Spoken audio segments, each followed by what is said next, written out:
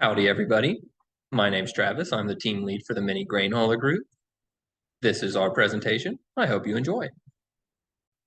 So I wanted to start off by expressing gratitude for the opportunity to present and for the guidance received from Dr. Chow throughout the project.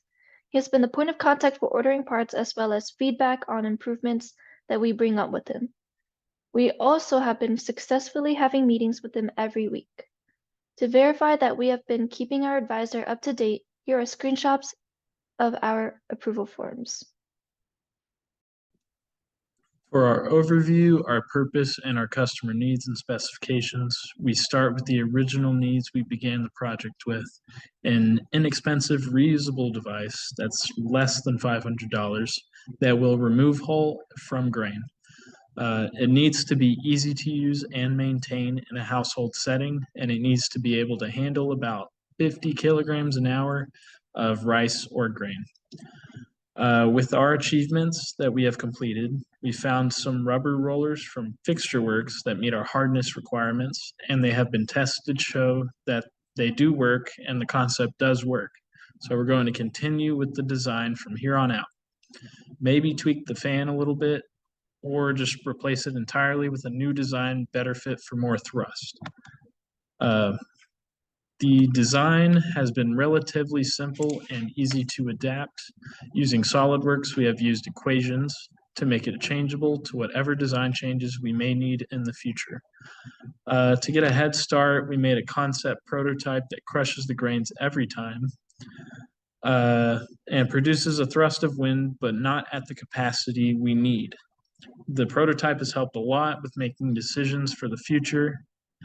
To further expand on our concepts, we have gone through our original designs and made most dimensions and extrusions adjustable using the built-in equations in SolidWorks. By simply setting a dimension to an equal sign and the variable name, we are now able to tweak and modify as we go. The best part is each piece can be a part of the assembly and be modified in the assembly, and then relate each of those using the convert entities function. All of this is to say that we are prepared for the changes that will need to happen in the future project timeframe. So here's a screenshot of our Gantt chart for the spring semester. On the screen, you'll see our Gantt chart, which serves as a visual representation of our project schedule. I'm going to briefly go over the timeline, key milestones, and how we are managing the various tasks. So the tasks on the left-hand side include prototyping, part studies and ordering, and more. We have been keeping mostly up to task and have been making good progress so far this semester, as you can see on the slide. The part that we are needing to complete a bit faster is the manufacturing of the parts, which will take place at Discovery Park. As we approach the last half of the semester, our team will finish manufacturing parts, and then we'll start on creating the final poster and video. This chart is crucial for us to monitor these tasks closely and manage our resources efficiently to ensure that we deliver this end product on time. If one of us is falling behind, that person will be contacted to check up on the progress, as well as if they need any assistance. As we move forward, we will continue to update and adapt our Gantt chart to reflect any changes or shifts in our project scope to ensure that we remain on track to meet our goals. Shown here are some of the CAE simulations carried out in SolidWorks. One of the difficulties with optimization was the parametric design. Some of the chain features, even like grouped fillets, didn't always want to rebuild during the optimization process. And the seemingly straightforward target of minimal stress and strain always leaned towards the heaviest and sturdiest designs, making the results somewhat arbitrary without an actual target. The pneumatic conveyance system's turbine impeller was simulated for the generation of vortices, but we're unsure how much sound will be affected just by the simulations alone. Different offsets of drop pipe, aligned or offset, were tested to make sure that the flow wasn't interrupted too much.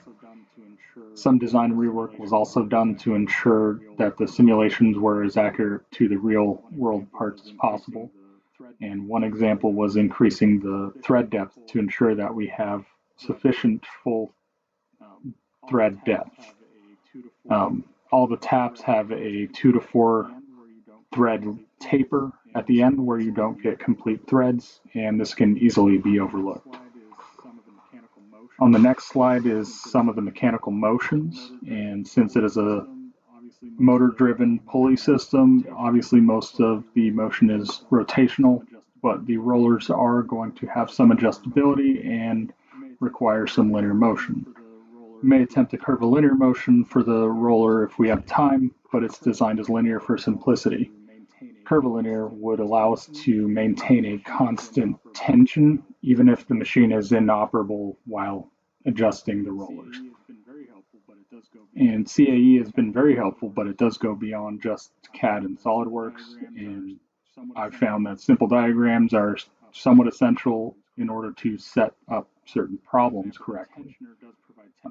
For example, the tensioner does provide tension on the belt system, but centripetal acceleration will supplement that tension.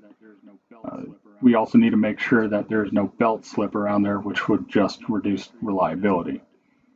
Another factor easily missed would be not providing sufficient interference for the rollers so that when they wear and decrease in diameter, they would not be able to reach and have too much clearance to effectively hull certain diameter grains.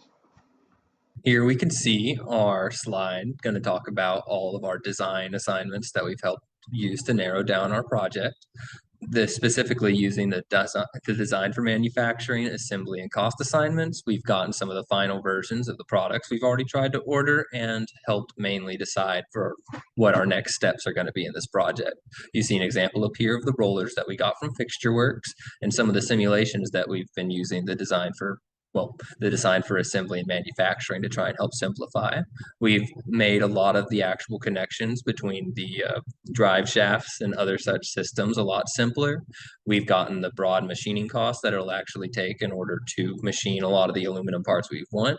We've decided on 6061 aluminum specifically because it's food safe, lightweight, and it should be relatively easy to actually manufacture in the school once we get the base parts ordered. And by putting all these things together, along with the prototypes that you've already seen by my other group members, we have everything set up to try and start actually designing the drive system in order to get this as functional as possible. Now, throughout this entire project, we've dealt with a couple difficulties and learned many lessons. A big one would actually probably be trying to reach perfectionism in each of our designs, where we've taken a bit longer than we've probably meant to because we're trying to aim for the perfect design. While we could have come to our group, and the lesson we've learned is even putting out a design that's 70, 60% of the way there, being able to actually interact with everybody else, working on those things together, and trying to learn from our mistakes is a lot easier than trying to make it perfect on the very first try. The other one, sort of related to that, is timing and teamwork, which I think we encountered a little bit with having the classes split up. But through working through these pauses, communicating together, and making our own scheduled times to meet up and test everything, I think we've learned that, well, how to work together better, to communicate, and to play to our strengths to help everybody out in what areas we're weak in. Now, with all of this, even though you might have gotten an idea from the Gantt chart, we have our plan for the rest of the semester.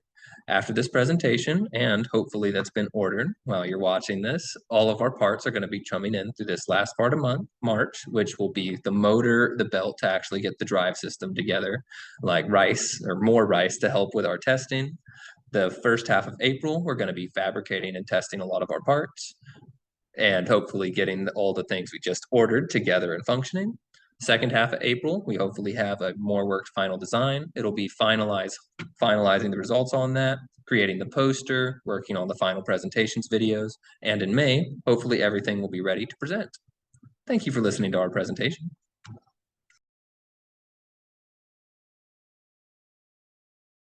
Amazing.